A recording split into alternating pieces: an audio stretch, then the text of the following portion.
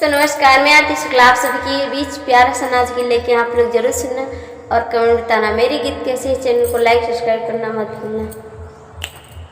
कि हमारे नहीं हरी कैरे चुंदरिया की ननदी लीहिन चोराई ना, कि हमारे नहीं हरी कैरे चुंदरिया की ननदी लीहिन चोराई नाई।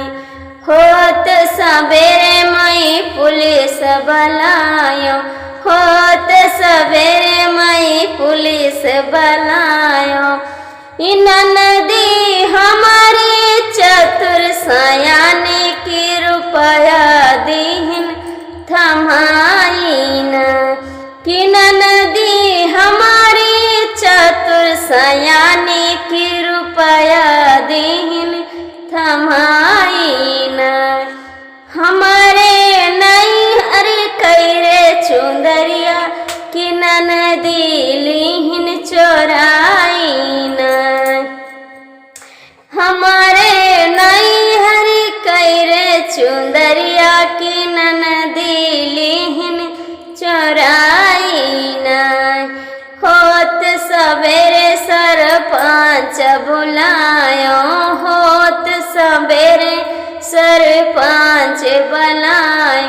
कि ननदी हमारी चतुर सयाने की चुंदरी दीहिन बहाई ना, कि ननदी हमारी चतुर सयाने की चुंदरी दीहिन बहाई ना।